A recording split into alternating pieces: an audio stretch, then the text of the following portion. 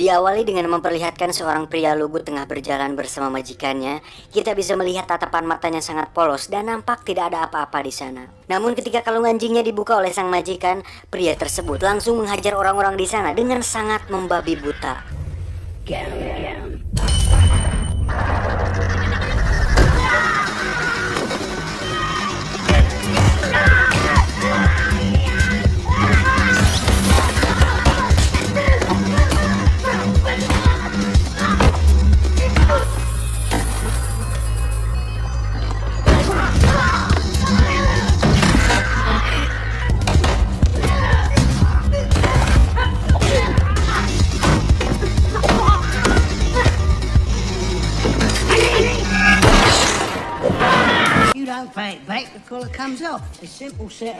Pria ini bernama Danny yang merupakan seorang tukang pukul dari seorang rentenir. Saat kalungnya kembali dipasang, seketika Danny kembali menjadi pria lugu dengan tatapan polos dan cenderung nampak seperti seorang yang memiliki keterbelakangan mental.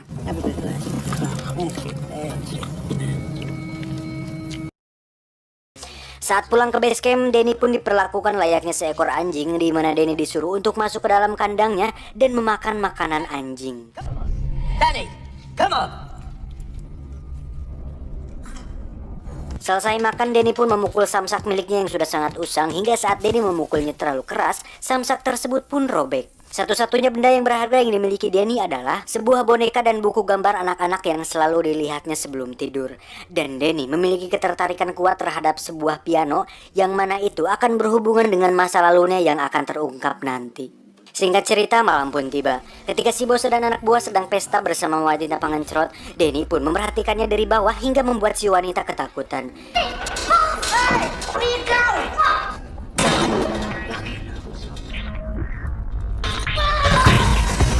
Hari-hari pun Danny lalui seperti itu setiap hari, hingga beberapa orang yang sudah mengetahui tentang reputasi Danny memilih untuk mundur dan tidak melawan sama sekali.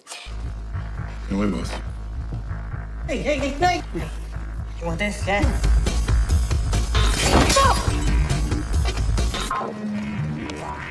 Sampai di sebuah tempat lelang perhiasan, di sana terlihat ada sang pemilik tempat di sana, di mana dia sudah mengetahui tentang bagaimana cara kerja si bos dan Danny, yaitu jika kalungnya tidak dilepas, maka Danny tidak akan bereaksi. Di situ si bos juga mengatakan bahwa untuk menciptakan binatang buas, maka didiklah seseorang dari kecil dan perlakukanlah orang itu layaknya binatang. Dan itulah yang membuat Danny bisa sampai sekarang ini. Hingga saat si pemilik menahan semua orang, Danny pun hanya bisa menyaksikan bosnya dan anak buah teriak tanpa bereaksi apapun. Hal ini cukup masuk akal karena Danny dididik untuk tidak memiliki emosi dan rasa kasih sayang yang membuatnya terbiasa untuk berkelahi saat kalungnya dibuka.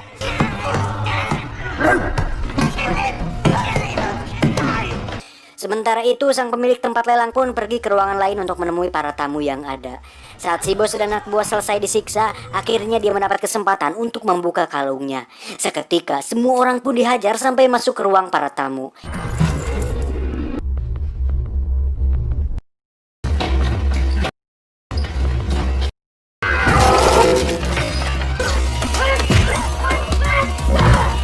Yang menarik adalah salah satu tamu yang merupakan pemilik tempat gelut ilegal pun memperhatikan Danny dan melihat potensi pada dirinya.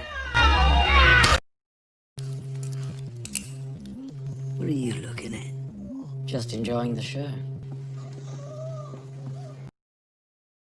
Saat kembali ke base camp, si bos pun memarahi Danny karena dia sama sekali tidak menolong, karena seekor anjing saja akan menolong majikannya saat berada dalam bahaya. Tak ingin membuang waktu, si bos pun pergi menagih ke tempat selanjutnya, di mana tempat tersebut adalah sebuah toko barang-barang antik. Tak ingin melakukan kesalahan yang sama seperti tadi, si bos pun meminta Danny untuk menunggu di luar, dan si bos menjelaskan bahwa ketika lampunya menyala, Danny harus segera masuk ke dalam karena itu adalah tanda sebuah bahaya. Dan di saat si bos terus menjelaskan, perhatian Danny justru teralihkan kepada sebuah piano tua yang berada di sana.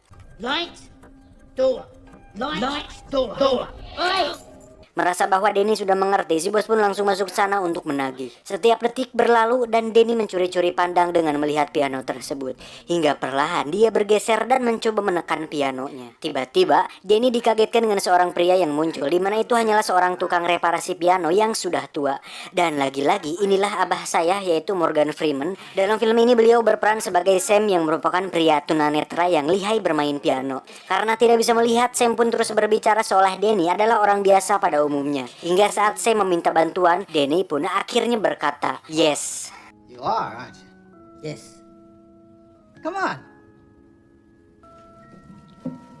Sam yang seumur hidupnya tidak tahu seperti apa warna kuning itu meminta Denny untuk menekan beberapa nada sembari dia membetulkan kerusakannya. Just relax. A little harder. Press. Oh, wonderful. And excellent. Excellent. Oh, Setelah selesai, Sam pun memainkan piano dengan sangat indah dan itu membuat Denny merasa hidup kembali sama seperti dirinya di masa lalu. New York City. All the great musicians want to play Carnegie Hall. I did too. Ketika terdengar suara tit, tit, tit. Ketika terdengar suara tit, tit, tit, Denny pun segera sadar dan secepatnya lari ke dalam. Namun dia terlambat karena si bos dan anak buah sudah babak belur oleh kliennya. Walaupun si bos geram dan sangat marah kepada Denny, si bos tidak bisa berbuat banyak karena Denny adalah aset baginya. Tak lama datanglah si pria pemilik Fight Club yang bernama Akung untuk menawarkannya kerjasama. Awalnya si bos menolaknya karena itu hanyalah permainan anak-anak, tapi saat mendengar bayarannya cukup tinggi, si bos pun menyetujuinya. Lucrative. Very lucrative. Sampai di sana, Akung pun menjelaskan bahwa hanya ada satu aturan di Fight Club miliknya, dan itu adalah bertarung sampai mati. Dan jika tidak mati, maka dia tidak akan mendapatkan bayaran. So glad you could make it. Dan orang yang memiliki tubuh besar dan seram ini adalah juara bertahan di Fight Club miliknya, di mana dia sudah membunuh puluhan petarung dan berhasil mematahkan ratusan tulang manusia, juga merupakan lulusan dari sebuah penjara paling sadis di Meksiko. Namanya adalah El Rico. Tak ingin membuang waktu dan berbacot ria, si bos pun langsung melepaskan kalungnya dan menyuruh Denny untuk bertarung.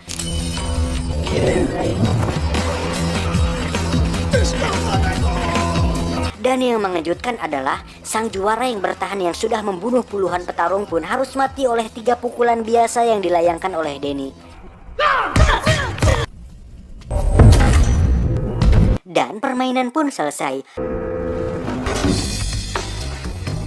Dengan banyak uang yang didapatkannya, si bos pun terlihat sangat senang dan menawarkan Denny sesuatu yang diinginkannya.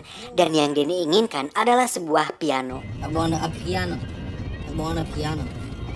Sontak hal tersebut membuat si bos tertawa, namun Denny terus berbicara piano.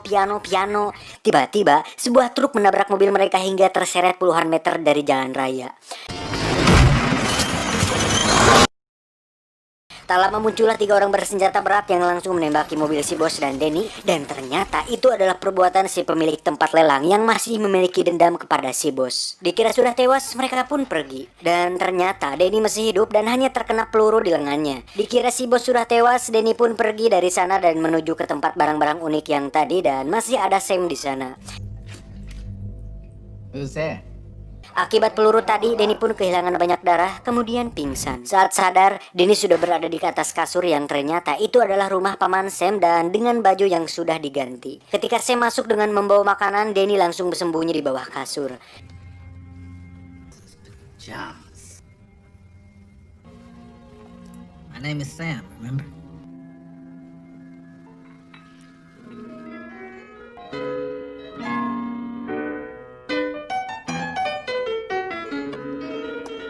Tak lama datanglah anak tiri dari Sam yang bernama Victoria, dan saat Sam melihatnya dia langsung menutup pintu. Hi. Does he like to read? Does he like to write? Does he like to draw? He likes music. Cool. Mengetahui Denny suka musik, Victoria pun masuk ke kamar dan memberikannya sebuah piano kecil untuk Denny. See? My name's Victoria. Hingga saat mereka akan makan malam, Denny pun akhirnya keluar dan memutuskan untuk beradaptasi dengan rumah barunya.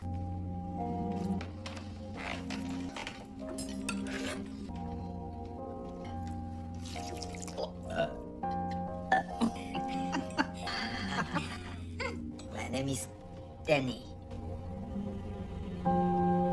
Esok pagi saat Sam akan melepas kalung di leher Denny, dia langsung bereaksi untuk tidak membukanya. You better try to take it off. That same reaction. So, Selanjutnya, Denny diajak untuk mengikuti aktivitas Sam di mana mereka mengantar Victoria ke sekolah, kemudian pergi ke swalayan untuk belanja bahan makanan di sana. Tiba di rumah, Denny pun melihat beberapa foto di kulkas di mana itu adalah foto Sam dan Victoria, yang ternyata Victoria adalah anak dari temannya sendiri, di mana saat orang tua Victoria meninggal, Sam pun diberi amanah untuk merawatnya. Dan saat Denny ditanya di mana orang tuanya, Denny pun mengatakan bahwa dia tidak ingat di mana mereka. you got family? I don't remember then. Hari-hari setelah itu pun menjadi sangat hangat di mana Denny seperti dilahirkan kembali dan memiliki keluarga baru yang sangat baik kepadanya. Di mana hal itu merupakan hal yang tidak pernah Denny rasakan sebelumnya.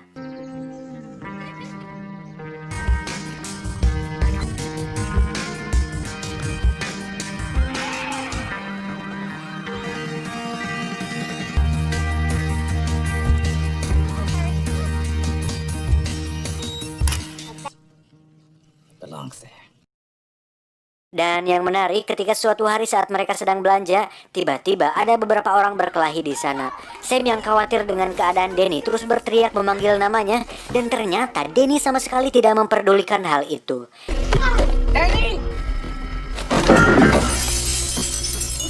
Sam pun bertanya kepada Denny kenapa dia tidak panik dan tidak bereaksi saat ada orang berkelahi di sekitarnya. Denny pun menjawab bahwa mereka tidak berkelahi dengannya, jadi dia merasa bahwa tidak perlu untuk memperdulikannya. Mendengar hal itu, Sam pun memakluminya karena mungkin itu adalah bagian dari masa lalu dan pribadinya, sehingga dia tidak terlalu memikirkan akan hal itu. Hingga suatu malam saat kedekatan mereka terjalin semakin erat, Victoria pun memutuskan untuk membuka kalung di leher Denny. Awalnya Denny ketakutan dan teringat masa lalunya, namun ketika sudah dilepas, dia akhirnya menjadi seseorang yang baru dan bukan Denny the Dog lagi.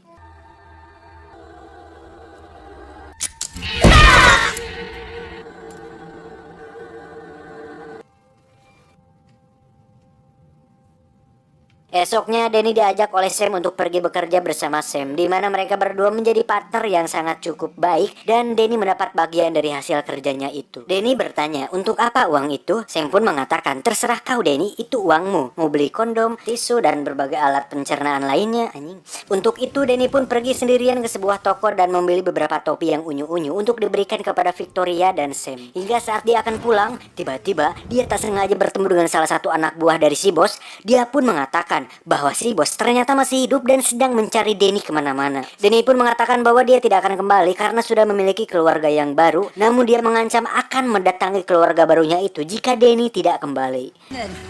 Whoa, whoa, whoa, whoa, whoa. You've got a new family as well? Would you like that? Wouldn't be too hard to find, what with who's shopping here and all. Tiba di markas, si bos pun terlihat sangat senang dengan kembalinya Denny dan ingin agar Denny kembali bersamanya. Tapi sebelum itu, Denny pun mempunyai satu pertanyaan, yaitu di mana ibunya. Question. Did you know my mom? I found you in the street. That was our first collaboration. Don't dwell on the past. Look to the future. Pada akhirnya Denny kembali menjadi binatang buas, di mana si bos mengajak Denny kembali bertarung di tempat Fight Club waktu itu. Saat pertarungan akan dimulai, Denny terus mengatakan bahwa dia tidak ingin menyakiti orang lain lagi. Gentlemen, to the death. I don't want to hurt people anymore. Excuse me? Not anymore. Anything wrong, gentlemen? Kesal akan hal itu, si bos pun mendorong Denny ke arena hingga dia terpaksa harus bertarung dengan petarung di sana.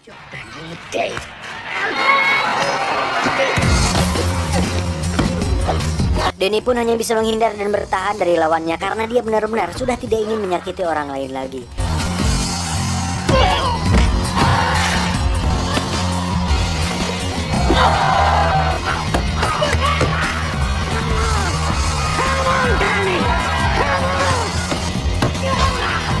Melihat hal itu, si bos pun melemparkan sebuah senjata agar Denny bisa melawan. Namun, dia tetap bertahan.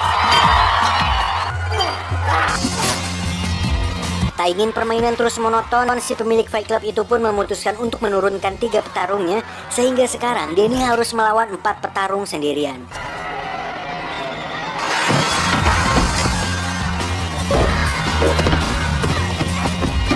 Dari situ Denny semakin dihajar habis-habisan hingga dia terlempar dan hampir tak sadarkan diri.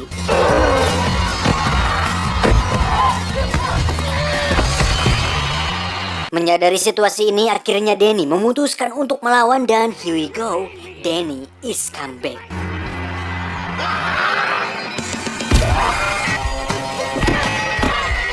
Agar pertarungan lebih seru, mereka pun melemparkan berbagai senjata. Namun hal itu tidak membuat Denny kalah dan terus melawan dengan tangan kosong. Hingga mereka semua berhasil dikalahkan dengan cara dibuat cedera.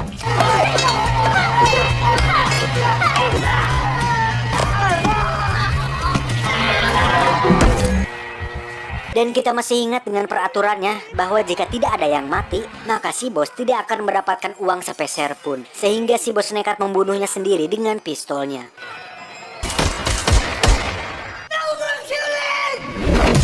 Akibat kejadian itu, Denny pun dihajar habis-habisan dan dilemparkan kembali ke dalam kandangnya. Di sisi lain, Victoria pun mempertanyakan di mana Denny sekarang dan karena dia mengira bahwa Denny bahagia bersama mereka, Sam pun menjawab bahwa terkadang bahagia saja tidak cukup dan mungkin Denny ingin mencari siapa jati dirinya yang sebenarnya. Sementara itu, Denny terlihat sedang melihat buku miliknya lagi di mana dia menemukan sebuah foto ibunya di sana. Hingga saat si bos sedang melakukan pengecoran bersama seorang wanita, tiba-tiba Denny muncul di sana dan langsung memaksa si bos untuk mengatakan yang sebenarnya. Karena takut, si bos pun menunjukkan foto-foto ibunya dan mengatakan bahwa ibunya seorang pelacur dan telah dibunuh oleh temannya di masa lalu. Dan si bos memutuskan untuk merawat Denny sejak saat itu.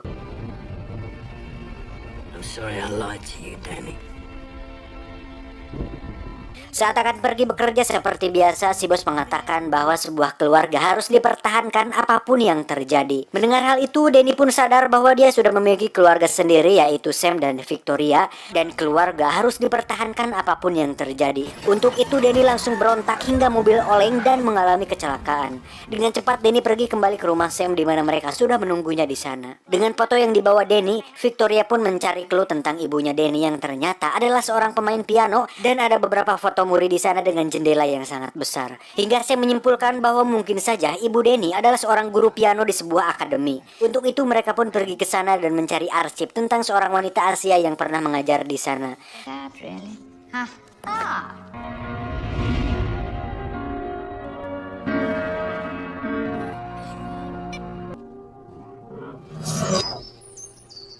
Setelah semua terungkap, akhirnya Denny bisa hidup dengan tenang dan menjalani hidupnya yang baru bersama Sam dan Victoria. Dan cerita pun belum selesai. Dan saat Victoria memainkan not dari kertas milik ibunya, seketika Denny teringat masa lalu bahwa si boslah yang telah membunuh dan memperkosa ibunya. Di mana Denny disuruh untuk bersembunyi di dalam lemari dan menyaksikan langsung kematian sang ibu. Dan yang terjadi kemudian, si bos merawatnya dan menjadikan Denny sebagai anjing peliharaannya.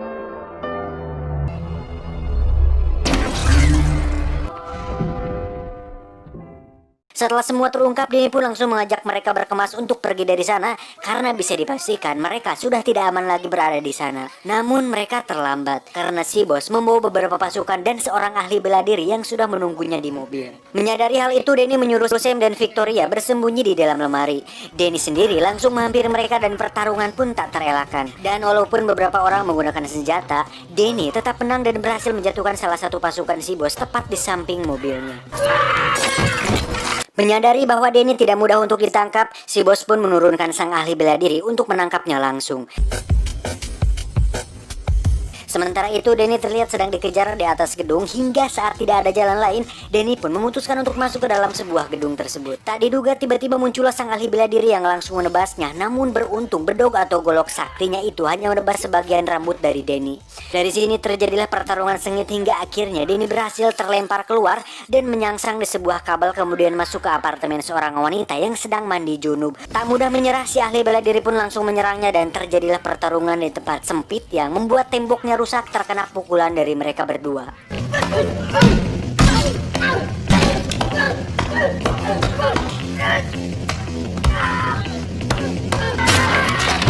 Dan ternyata tanpa golok perantinggal suluhnya, si ahli bela diri ternyata tidak sejago yang dibayangkan hingga dia harus terjatuh tepat di atas mobil si bos. Melihat hal itu, si bos langsung turun tangan dan terlihat bahwa anak buahnya berhasil menyebak Denny di sebuah ruangan. Saat Denny memutuskan untuk pergi melalui celah atap, si bos pun menyadari itu dan menyuruh anak buahnya untuk menunggu di sana.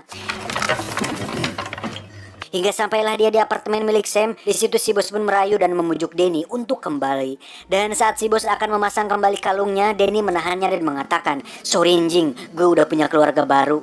Dengan cepat si bos langsung dilumpuhkan hingga saat Danny akan membunuhnya, Sam langsung melarangnya. Alasannya karena jika Danny membunuhnya, maka dia akan dipenjara dan apa bedanya dengan mereka. Namun saat si bos terus nyerocos untuk memancing kemarahan Danny, Sam pun langsung memukulnya dengan pot bunga agar dia diam. Saat semua selesai, akhirnya Danny pun hidup bahagia bersama Sam dan Victoria. Dan selanjutnya kita akan melihat penampilan Danny di film Wong Fei Hung. Tamat ending yang sangat membagongkan. Dari film ini kita bisa belajar bahwa untuk menciptakan monster maka didiklah dia sedini mungkin, dan hal itu berlaku sebaliknya, dimana jika ingin menjadi orang atau menciptakan seseorang dengan pribadi yang baik, maka didiklah dia sebaik mungkin dengan lingkungan yang baik dan pendidikan yang baik.